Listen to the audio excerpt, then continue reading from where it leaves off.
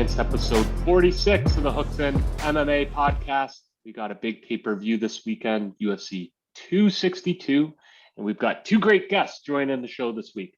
First up, we got Nate, the Teddy Bear Williams. He's fighting tomorrow night against James Clark, the Canadian. They're both flyweights. And if you missed it earlier in the week, episode 45, we had them both on together, kind of chirping, talking smack. And this is now more of a one-on-one interview with Nate and talking a bit about his established career. Second guest, we've got Mike Grundy. He's an English UFC fighter. He resides in Liverpool, and he's on tomorrow night's card here, the prelims. So make sure to cheer him on. He's a featherweight. He's facing Lando Venata. It's going to be a great bout. Might even sprinkle some pesos on him to get the W, but make sure to tune in. No hot headline news this week. We're going to jump right into our Easy Line segment, getting ahead of that book. And unfortunately, Ben Z is out of the office this week. So we've got Zoni taking over Easy Zone lines. Zoni, kick us off here. Yeah, just what you were talking about there. A couple of our guests this week. Good luck to those guys. One of two potential fight of the nights, Mike Grundy and Venata, and the other one I'm going to throw out there, Shane Burgos, and who do we have here? Barboza. Those two fights, circle them. They're going to be lights out. In terms of betting here, so the main event, usually my expertise is none, and Z usually he picks rounds, but I actually really like the value in the rounds here. Over 2.5 rounds, so it gets into the middle of the third round. I like the over here at plus 125. I like that because Chandler hasn't been in a big fight in the UFC before. So there's, fans are back. There's take a little bit more of a cautious approach in a championship bout. And obviously Oliviera as well. He hasn't been in a championship fight as well and has a lot on the line. Usually, he likes to lock in those guillotine chokes. If it gets to the ground, he could snap your arm. He could choke you out with a triangle. I just think these guys are going to take more of a tapered approach. So I like the value there in the middle of the third round and over the 2.5 plus 125. I like that one there. Yeah, for lightweights, that seems like great value, right? This one could easily turn into a 5-round war. Really liking Chandler's athleticism. I think that's the X factor in this fight. I feel this line for money line has a bit of recency bias affecting Charlie Olives there. And so for that reason, my pick, also a value pick, is just going with Chandler money line. Bit of more of an unknown, if that is fair to say, just because of his Bellator days. And I really think the Hooker fight was just a great example of that. He dominated Hooker. Hooker has done quite well in this division for a while now, and he made easy work of him. So I think Chandler keeps it going. I think the UFC can really market the crap out of this guy, and I think he's destined for big things. The second, I would call it, main headline fight is Tony Ferguson and Beneil Dariush. What do you feel is going to go down in that bout? It's really, really hard to predict what Ferguson will do next. So he brought Freddie Roach in his corner to work on his boxing defense because he gets hit in the face too often. Not sure if Freddie's going to be in his corner or not, but nonetheless, this working with him must have helped. Dariush is more, I would say, power than output and like tons of combinations. But he also gets in firefights, which Ferguson is also known for. It's really tough to say. I actually really like Ferguson bouncing back here. Dariush, he throws some spinning stuff as well. I think it's really up to Ferguson to actually fight a high IQ fight, work on some takedowns, keep the distance and avoid those big shots. So I actually really like Ferguson bouncing back here, and he is the plus 140 underdog. So he's been at the top of his game all the way up to his last couple fights. Obviously, Justin Gaethje beat the crap out of him. Oliviera beat him as well, but those are no jokes. Dariush, this is his biggest fight of his career. So I like Ferguson plus money there to bounce back here. I don't think he's done yet, and working with Freddie Roach, I think, will really help. Yeah, I think Tony certainly has the experience edge on Beneil here. My only knock, I guess, on Tony would just be the damage he's been inflicted on. But again, that's almost recency bias, and I think that's playing into the line. I think that's why he's a plus 140. If things went a bit differently in his last few fights, I think Tony's the favorite here, perhaps, a coin flip. And so I'm going to fade this one. I see it going either way. I see either guy getting their arm raised. But at the same time, I'm actually super excited for it. I think it will be fireworks, and yeah, it's going to be a lot of violence going on in that one. There's a couple other fights. I know you outlined Burgos Barboza on the main card, but obviously we've had some cancellations with some other fights. Any other ones you want to talk about before getting into Burgos Barboza? Yeah, the third fight, I believe it's a third fight on the main card there. It's Matt Schnell and Rogerio Bontorin. What I really like in this fight, so Schnell looked really good last time out, but Tyson Nam is kind of a one-trick pony with his overhand right. So he's going to be dealing with somebody that likes to exploit multiple areas in mixed martial arts. So I really just like this to go to the distance. It's minus 120, so you can parlay this with a various other picks that we may talk about, or the ones we already have, but minus 120. These guys are flyweights, not to say that they can't throw down and finish, but I just think it's going to be a back and forth fight, and we could be looking at a split decision win here. I like that to go to the distance minus 120 here. Okay, so that's another over for our fans. I like it. Moving on, what fight do you want to cover next? Yeah, well, what do you think about the Burgos fight? What are you thinking there? Yeah, let's start there then. So I did do a bit of research, I would say, on this. Just so our fans know, Burgos is kind of known for his last fight out with Josh Emmett, which was fight of the night. It was a crazy 3-round battle. Both inflicted a ton of damage. I feel that decision could have gone either way, and I do think Burgos bounces back with a victory this week. I don't know. I feel Barboza's past his prime. I feel like he's kind of on the downswing of his career. Might not have the speed that he once had earlier. I think the athleticism's still there, but I do see Burgos just kind of overwhelming him and walking away with the victory. What are you feeling? Yeah, this one's tough for me. I always wonder. So, for example, Jose Aldo and Edson here, like, why at the latter parts of your career you drop down in weight? Usually you go up weight. I think plays a huge factor. Like it's really sucking the life out of you, whether you trim down or not. So I do think, like you said, it's going to play a factor for speed. This one's tough. I do think Burgos bounces back though. Coming off, he can obviously take a shot other than the Qatar fight. He took so many shots from Emmett, and Barboza usually uses those kicks and the range and his footwork. I see this going 3 rounds, but I also see Burgos pulling it out and avenging his last loss. So minus 138.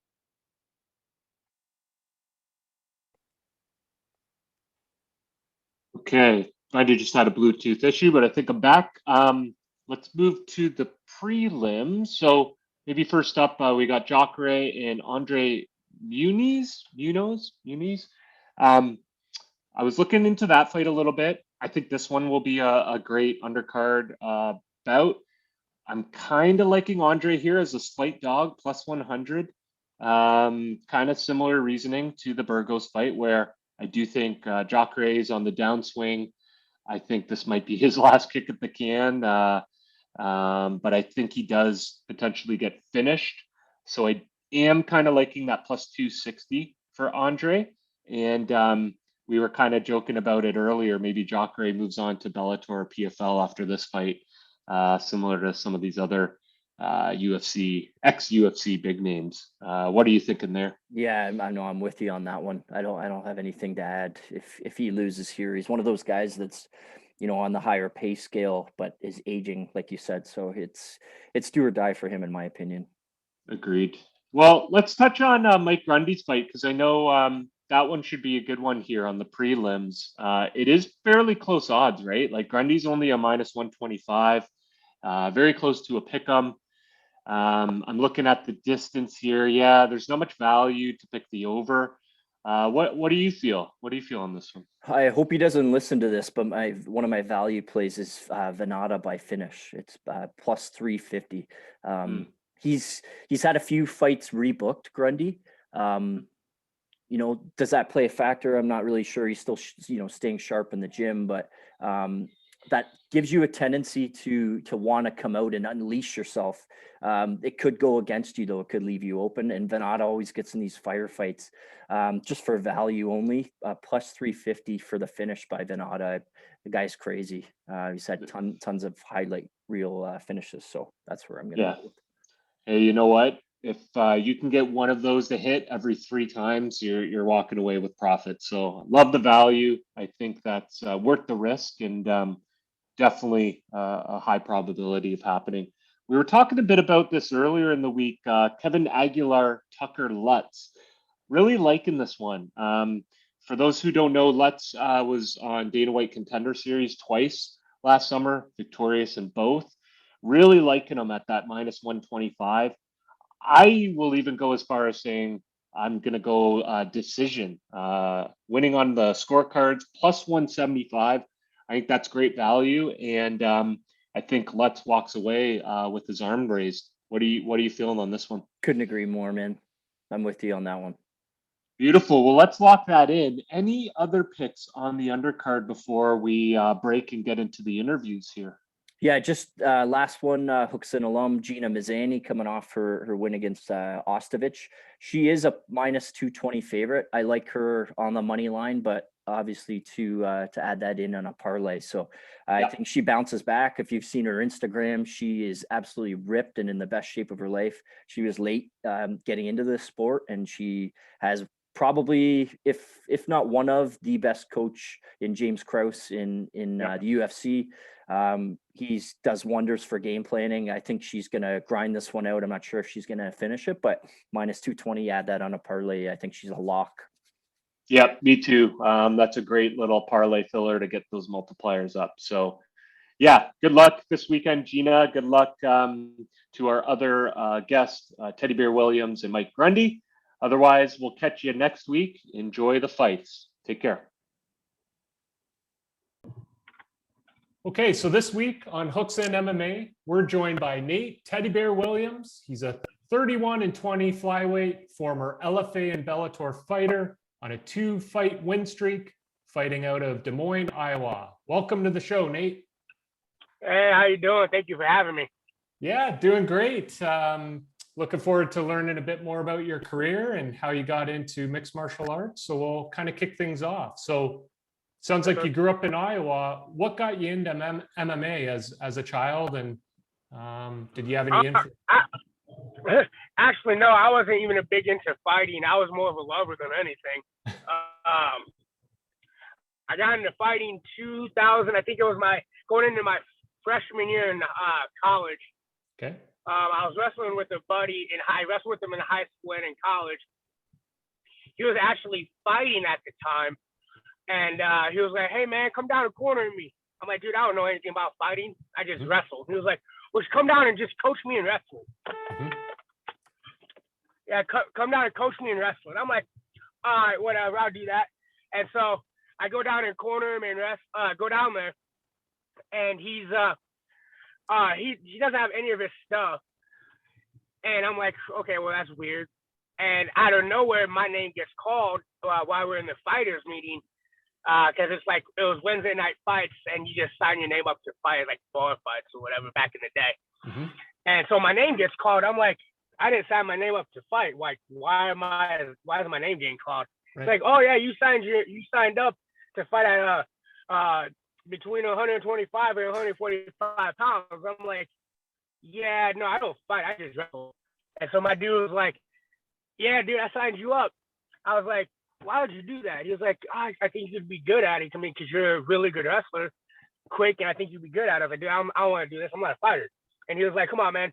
And so I'm like, all right. He was either I take the fight or I back out and look like a punk. So I was like, forget it. I'll just take the fight. And so I ended up fighting the guy, ended up TKOing him in the second round.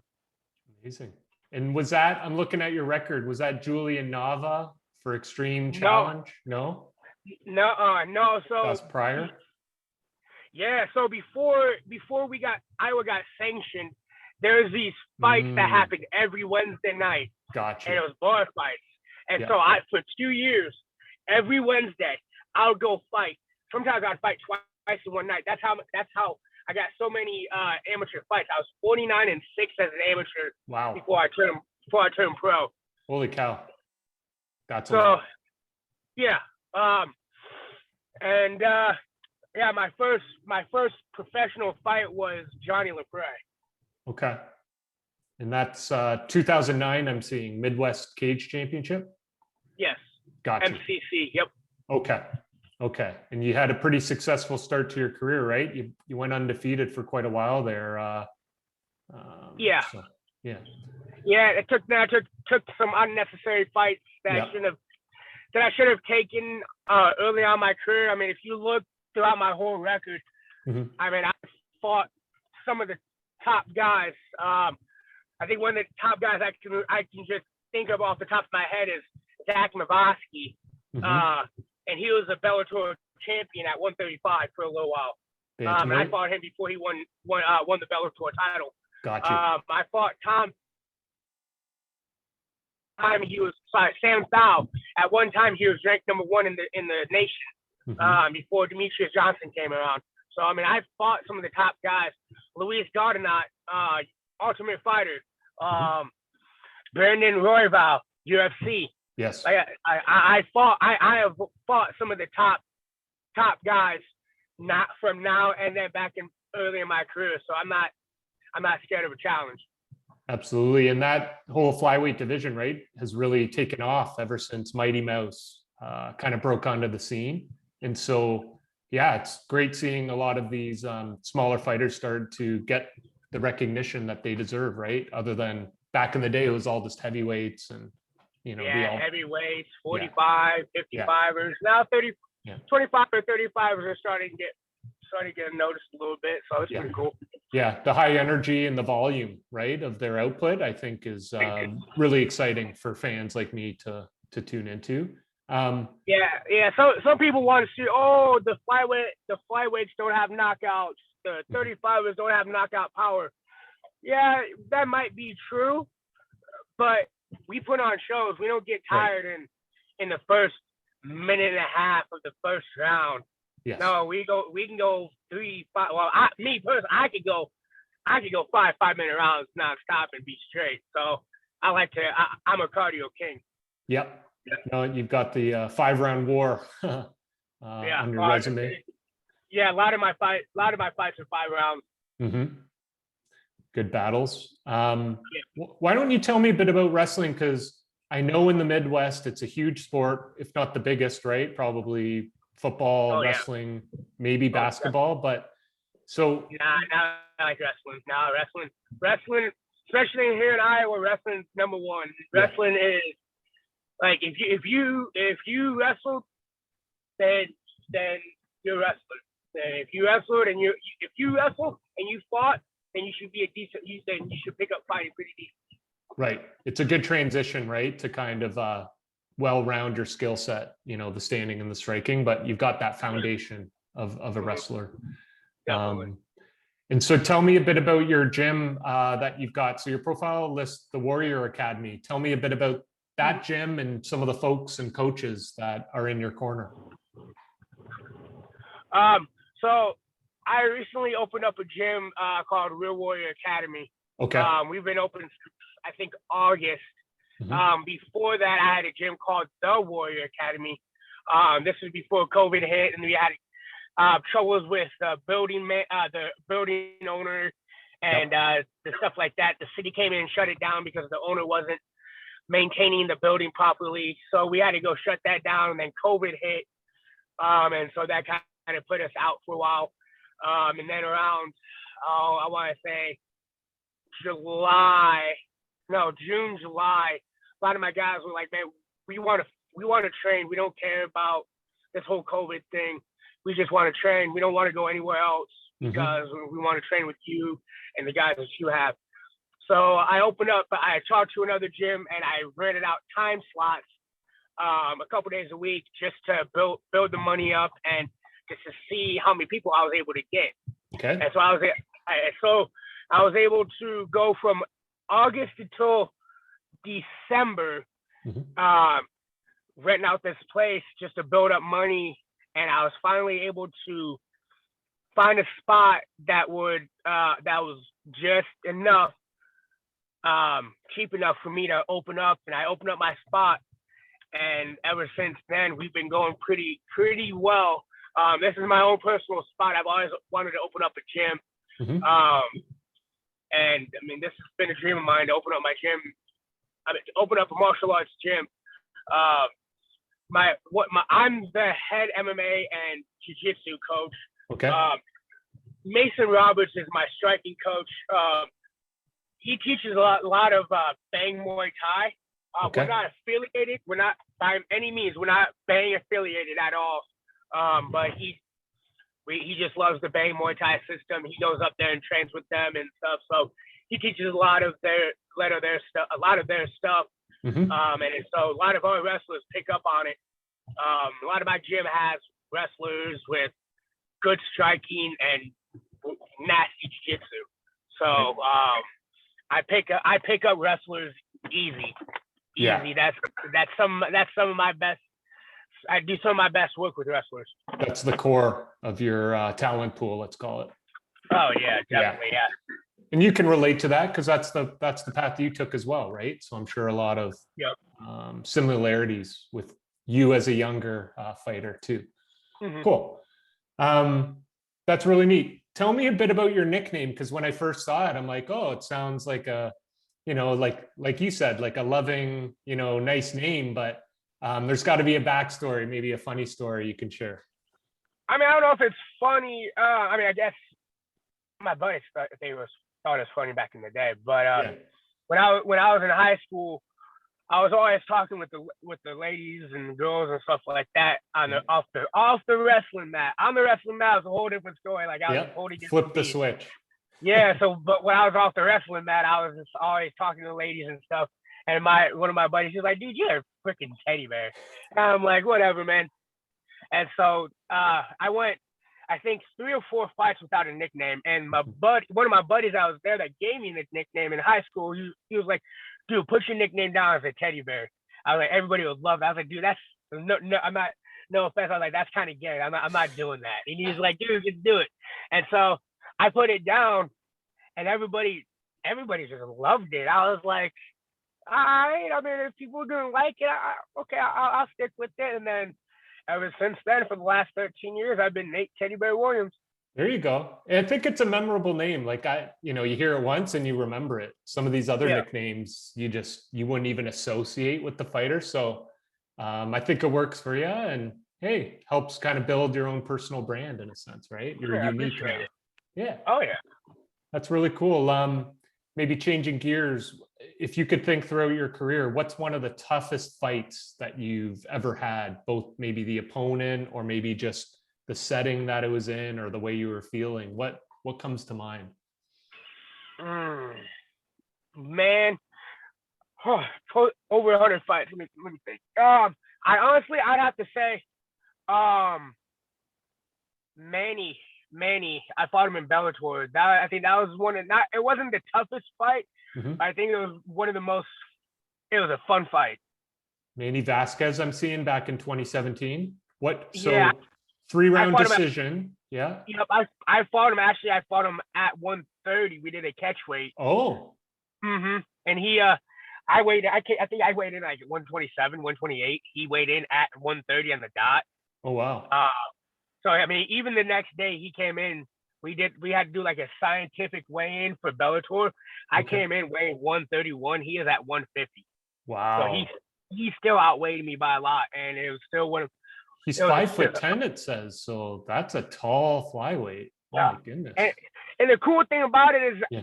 like, I think I fought him, and then maybe not even 6 months later, I went down to Illinois and Yes. trained with him at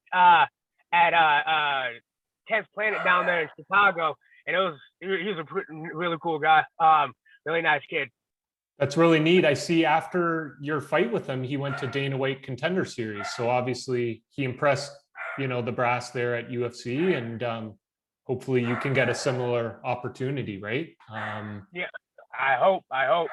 So why don't you talk me through that? What's kind of next for your career, and what are you planning on as kind of, that next step? Honestly, I don't know. I mean, whatever God has in store for me, I'm ready for anything. Short notice, a full camp. I mean, whatever. I fought Brandon Royval. I think it was on like a week and a half notice. In LFA? Yeah. Yep. Yeah. I don't care. It's to the point now that I've been in the game long enough that if I take a short notice fight, then I have the mentality that I can Right. switch it like that. And plus with my training partners and my coaches and my support system behind me, it's easy to flip that switch. Yeah, you're always kind of prepared for whatever opponent's in front of you. It doesn't really, necessitate a full fight camp or, a full training camp. You're just ready. Yeah, to I'm always training. I'm always at the gym. Yeah. 6 days a week, I'm always there. Even if I'm not doing specific training, like training with a class, I'm still doing something. If it's running, if it's shadow boxing, I'm doing something every day. You keep active and on the top of your, like you said, conditioning, right? Which is key in the speed department, especially as the rounds get into the later rounds, for sure. Yeah, I'm not a sprinter. I'm a long distance fighter. Yep, slow and steady wins the race. That's what they say, right? Yeah, Awesome. but I can grind you out. Mhm. If I want to stop you quick, I stop you quick. If I want to grind you out, then stop you. I'll stop you. I'll grind you out. Engine the last 30 seconds, whatever. I mean, I can go it 25 minutes. I can go 15 minutes. Hell, I can if they wanted to fuck around and did a 10-minute round, I'll do a 10-minute round. I don't care. Yeah. I always pride myself on my cardio. I did in high school. I did in college. I do now. I pride myself. I preach to my middle school and my high school kids, even my fighters. I preach cardio, because you can be the best fighter in the world, but if your cardio is shit, you're gonna be shit. Absolutely. Yeah, you see that all the time in some of these UFC fights. The third round, it looks like they're swimming or they're wearing cement shoes. They just can't, garner that power like they could in the first round. So, and that's okay. If they want to act like they're swimming, that's okay, because I'll drown their ass in the deep end. Exactly right. Yeah, then you're licking your chops and you smell blood like a shark. Oh right? yeah, So, they better hope they got some floaties on, because if they don't, pull them right under, they're done.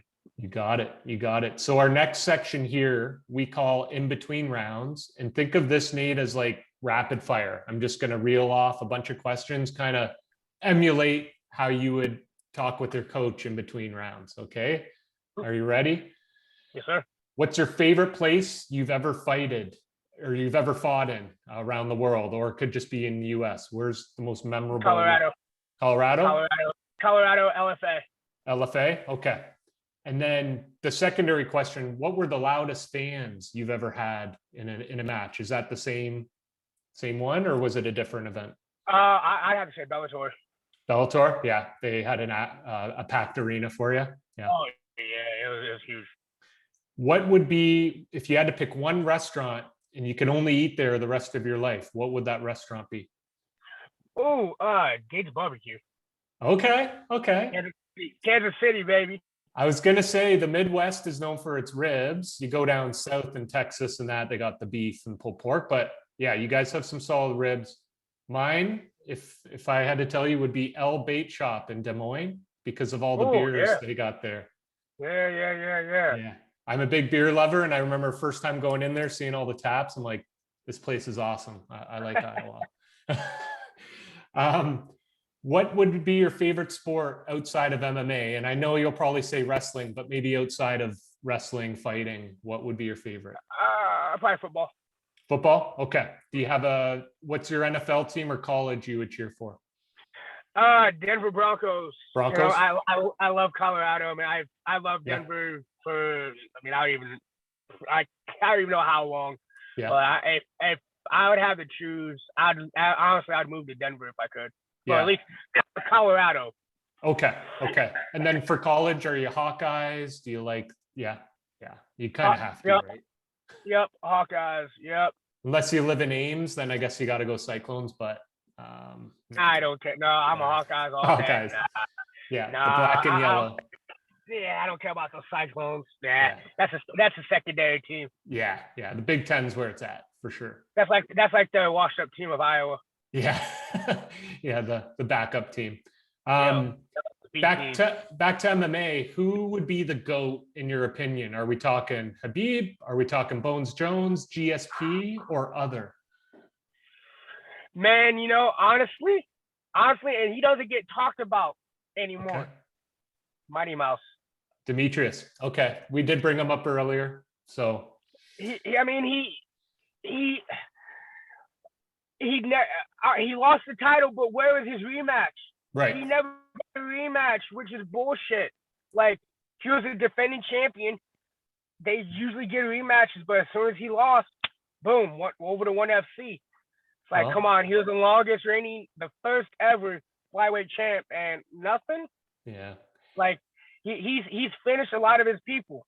Mhm. Like, come on. Like, I honestly, I'd have to say that's Okay. him and Anderson Silva are up there for the GOAT. Okay, Spider. Yeah, both solid choices. Can't argue either. I will say this: I was at Demetrius's first ever title win, the inaugural flyweight. It was in Canada here in Toronto, and I was at that card. So it's forever in my memory, and Yeah, nice experience just to be a part of that. You know. that's dope. That's awesome. And then finally, if you had to pick, what would be your preferred outcome to a fight? Is it a massive knockout, a crazy technical submission, or a 5-round war? I like 5-round wars. I mean, it's fun. My wife don't like them. I like. Don't blame her.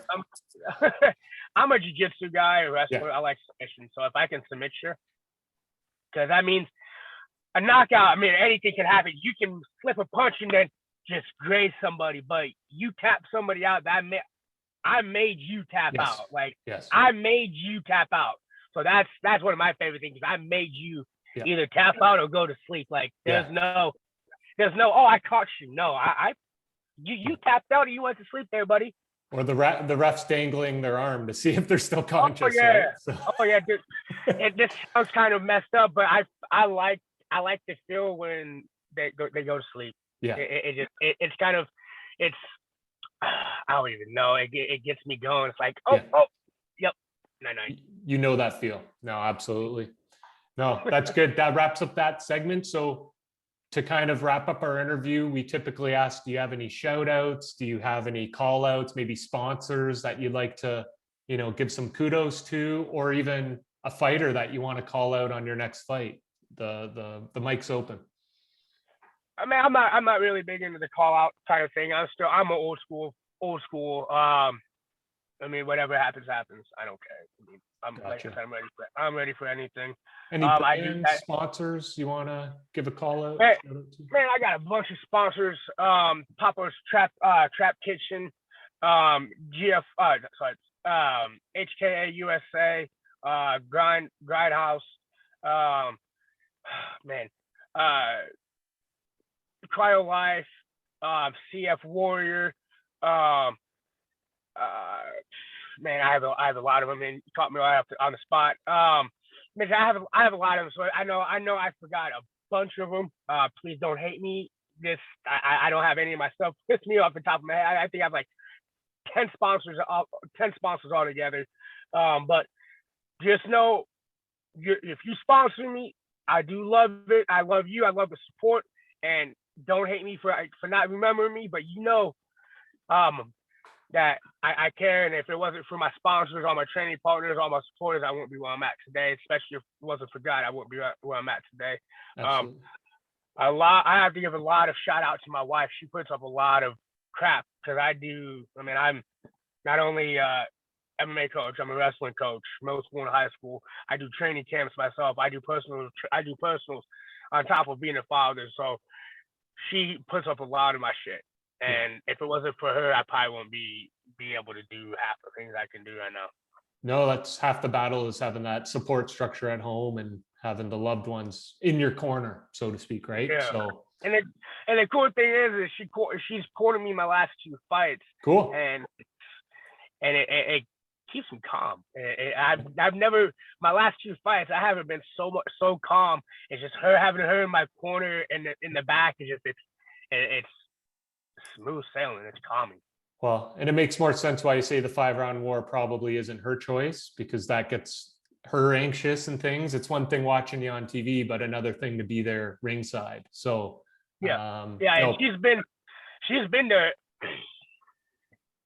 about 90% of my fights. So I mean, That's amazing. But her actually being in the back right there, she gets a little bit more nervous. Yeah, number one fan. Oh yeah. And I know you have a ton of sponsors. You sent me the picture of you and your poster with all the logos. So what we'll do is we'll post that picture when we release the episode, so all of our fans know all those great companies behind you.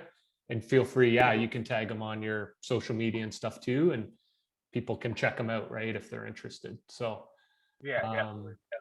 This was a great chat, Nate. Thanks for joining the podcast, and we'll have you on again soon. But all the best, okay? All right, thank you. You have a good rest of your day, sir. Have a good blessed day. Cheers. Next up on the Hooks In MMA podcast, we're lucky to have 12-2 featherweight UFC fighter. He's got a big fight coming up on January 16th. Mike Grundy, how's it going today? Going great, thanks. I appreciate you coming on. You're from Manchester, Wigan, England. Just wondering what kind of hobbies you had growing up and what got you into MMA. Well, just from a young age, really. I mean, I started wrestling when I was 6, freestyle wrestling, which was unusual really in this country because wrestling's not that big. Everyone really plays football or they play rugby in my town. So it was unusual for me to start wrestling. But I went down because my mates went down really, and I stuck at it. They all switched over to rugby. So that was really the reason I started. Plus, my dad did it a little bit when he was younger. So, but I loved it from day one. Really, it was just a tough sport. It was just I was used to wrestling anyway because I had four brothers and sisters. So it was like he was always wrestling and messing about with them anyway. So going into wrestling was quite natural for me.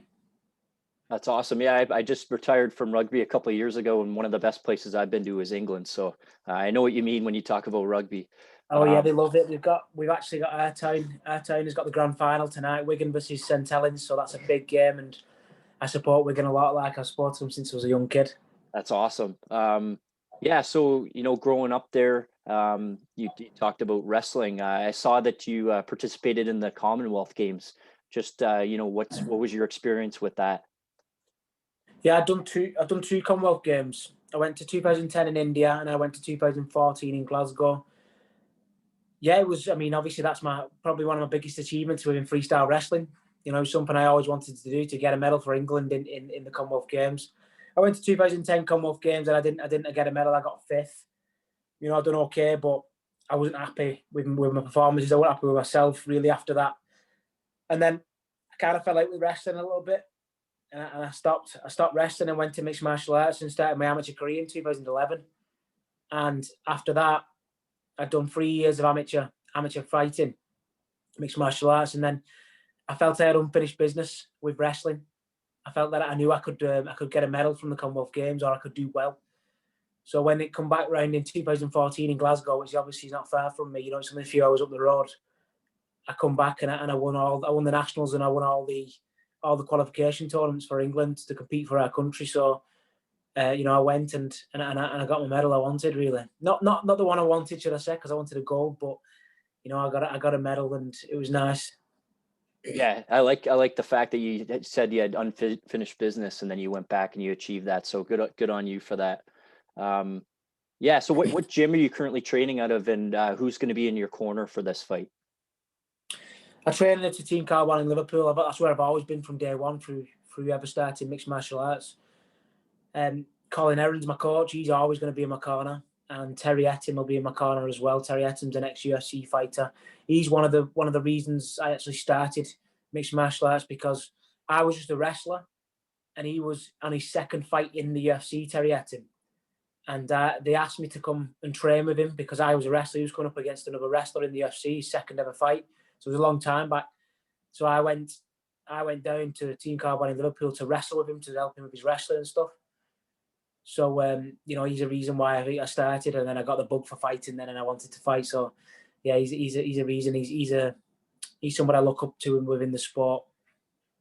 Yeah, so you got your feet wet in the UFC with your last fight. Between your last fight and this upcoming one against Nick Lentz, what would you say the focus has been and the learning experience from that one moving towards this one? Yeah, I mean, I can't change my training because there's not many people who train as hard as I do. I train hard. Do you mean I know I train hard, and I always have had that work ethic, just due to my upbringing, my wrestling background, I think. So I can't really change my training too much, otherwise I end up overtraining. So, I've probably changed a few things mentally, and I've looked at that side of things a little bit more. I think in this sport, mental is like a big percentage of it. So I think that's very important. So that I've done a lot more studying of MMA, which I didn't really do too much. You know what I mean? So I'd come home and I'd just relax and switch off from fighting. I've made sure I've studied my opponent. I've studied actually other fighters in my division. So I've done a heck of a lot of studying. And I've changed a few things to my game as well. I've corrected mistakes that I made in the fight, my last fight. So I've definitely come out a better fighter for losing. Although the losing hurt. It hurt a lot. You know what I mean? No one likes to lose, especially me. So I've corrected them mistakes, and I've worked even harder on things like that. So speaking of analyzing your opponents, Nick Lentz, what do you notice about him? What does he do well, and how do you think you match up against him? I think it's a great matchup. He's got a wrestling background. I've got a wrestling background. He's got a lot. He's got his attributes. He's got a lot of experience. You know what I mean? He's been in the UFC 2 years before I even started mixed martial arts. So he's got a lot of experience. He looks like he's got a decent guillotine. I've watched him a lot, and I've studied him a lot, and I'm onto his strengths, but I'm also onto his weaknesses as well. What do you like to do after fights? So you got a training camp, you got your weight cut, you got the actual fight. How do you kind of celebrate and take the load off after fighting? I like to just get out with my mates and obviously spend time with my family too. I've got 2 kids. I've got one on the way, and I've got my wife. So this time I don't think I'll be going out too much, because as soon as I get back from where I'm fighting, my baby's due the week, like 2 weeks later. So it's going to be straight on, you know what I mean? So we'll be having the baby not long after I get back from the fight. So I'll be spending time with the family this time. Congratulations on that. Thanks, mate. So how many, do you have a boy, girl so far? And do you know what the new baby's going to be? I've got 2 boys. One who's 15, so I had him when I was 17, so I was very young. I had to grow up early. So I had my lad who's 15 now, and I've got a 4-year-old, and then I've got another boy on the way. The 3 boys. Oh yeah, my missus is going out to mine. She wants a girl. Well, you have to have a 4th then. Yeah, she keeps saying that, but what do you like to do, when you say some family stuff, but other than training and actually fighting, like what are some of the hobbies outside of, the actual fighting do you like to do? I live, eat and breathe this sport. Do you know what I mean? I've probably only got a few years left of the sport, and I'm going to give everything I can to do my best. So I do live, eat and breathe the sport, but also out of my training, I coach. I have my own wrestling team. I coach kids and MMA team as well. So here in Wigan, we're the most successful team in the UK right now for freestyle wrestling. we're in a bit of a situation now. With obviously with the pandemic and stuff, we can't train fully. But when I can coach, I'll be coaching in between my training as well. So I have got a busy lifestyle. Plus, I own my own gym, so it is a busy lifestyle. But I wouldn't have it any other way really. And I enjoy coaching the kids. It helps you learn your own mistakes, but also you're putting back into the sport. And I think it needs to happen much more. Putting back into the sport is important. There's only a handful of us who's at this level, and there's a lot of these kids, especially in my area in Wigan. They're not going to get a chance to see the world as much. We give them opportunity. Like we go to America every 2 years or something and take them to train in America and things like that. So I think putting back into the sport and putting back into the kids in my community is important. It's important for me anyway. Yeah, you couldn't have said that any better. That's awesome. Our last segment's between rounds, so I'm going to ask you a question. There'll be a couple answers that you may have, okay? Yeah. Favorite kind of food to eat? Pizza. Favorite sport other than MMA? Rugby. That's a good answer. Yeah. Favorite getaway spot in the UK? So if somebody hadn't been there before, what's a place that you'd tell them to go to? Probably the Lake District. It's like all in the country. It's all in the countryside. It's just mountains and lakes, and it's nice. It's a nice place, quiet place. I like quiet place. If you exclude the UK, what would be your favorite country in the world to visit? I like USA. I like America. Yeah. Favorite type of music? I'm a mixture. I'm a mixture of everything. You know what I mean? Like I put my playlist on the gym, and it's just like sometimes there'll be like some dance music, then there's some rock, and then there's some bit of slow music. So I'm gonna go with rock Okay. music. Favorite movie of all time? Troy. What do you think? What do you think are who do you think are some of the best fighters of all time, pound for pound? Pound for pound. I used to like Demetrius Johnson. He never got the attention I think he deserved, to be honest. Technically great, fitness very good, everything. Very well rounded. So Mighty Mouse Demetrius Johnson is, I think, pound for pound, and Khabib. John Jones got to be in the mix, but I just don't know. I'm going with Khabib and Mighty Mouse. Do you think? Well, I believe Khabib's going to come back for a 30th fight, but if it ends up being that he fights GSP, do you think GSP has any chance? Yeah, he's very clever. He's a very intelligent fighter. He's not.